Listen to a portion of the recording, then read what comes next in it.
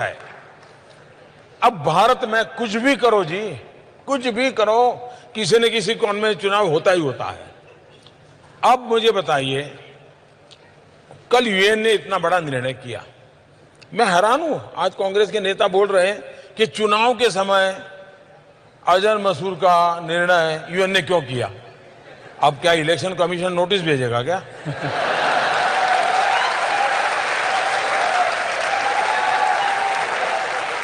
क्या यूएन की मीटिंग मोदी तय करता है क्या?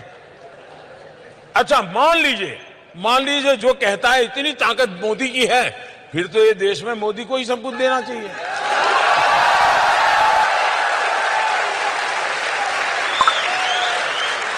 अगर यूएन से जो चाहे वो मोदी करवा सकता है, यूएन में चाहे वो डेट तैयार करवा सकता है, यूएन के अंदर 4 फेज के चुनाव के बाद फिर एक तय तारीख करके करता है ताकि 3 फेज में फायदा हो, ये सब मोदी कर सकता है, तो फिर 130 करोड़ देशवासियों के लिए मोदी के बढ़कर और कौन चाहिए?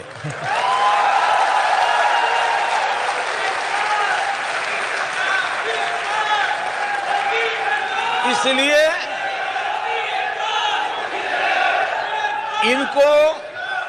इनको समझ ही नहीं है कि वो क्या बयान करी। उनके दिमाग में चुनाव इतना भरा है। यूएन निर्णय करे चुनाव। अभी यूएई ने उसके देश का एक सबसे बड़ा सम्मान मुझे दिया, उसमें भी उनको चुनाव दे दिया। अब रशिया ने एक बहुत बड़ा अवार्ड दे दिया, उसमें भी उनको चुनाव दे दिया। अब दुनिया के देश के लोग ये कोई हमारा चुनाव का टाइम टेबल या कोड ऑफ कंडक्ट पढ़ करके थोड़ा देश चलाते हैं जी, वो तो अपने हिसाब से देश चलाते हैं। लेकिन आप भी तो ऐसे काम करते हैं ना। आप पुलवामा हुआ, पाकिस्तान को पता था कि आप कुछ न कुछ तो करने वाले हैं, मोदी खाली तो बैठेगा नहीं, और पाकिस्तान ने पूरी तैयारी की थी उसको रोकने की, तो भी गए और बिना खरोंच हुए वापस आ गए। वो जो गलती हमारे देश में मेरे लिए लोग करते हैं ना, तो वो भी तो पुराने हमारे देश वाले ही हैं। 47 के पहले उनकी आदत भी तो वही है जो हमारी है, और इसलिए वो भी मेरे सामने में यहाँ के लोग जो टीवी पे वगैरह दिखाते हैं उसके आधार पर सोचते हैं, इसलिए गलती हो जाती है। उनको लगा था कि मोदी ने सर्जिकल स्ट्राइक किया था तो इस बार ऐसा कुछ करेगा, तो इसलिए उन्होंने सब वहां पर खड़ा कर दिया, तामझाम पूरा।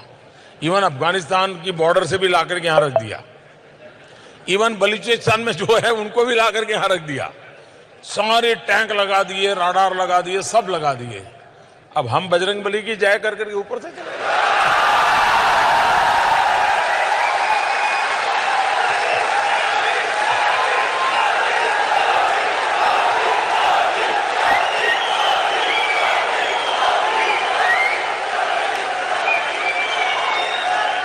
आज मैंने हमारे पूर्व प्रधानमंत्री डॉक्टर मनमोहन सिंह का एक इंटरव्यू पढ़ा है।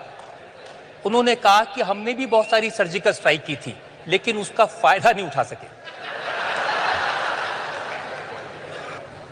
अब वो एक ऐसा उनका कांग्रेस के पास अभी एक ही पूर्व प्रधानमंत्री है।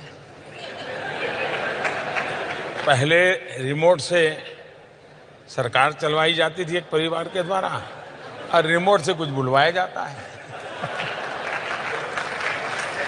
लेकिन आपको इस बात की चिंता नहीं हुई? महबूबा मुफ्ती जब मुझे मिली, उन्होंने कहा कि मोदी जी को ये बात जरूर कहिए कि अब पाकिस्तान न्यूक्लियर पावर है, कुछ करना नहीं चाहिए, कुछ भी हो सकता है। मैं हैरान हो जाता हूं कि जो लोग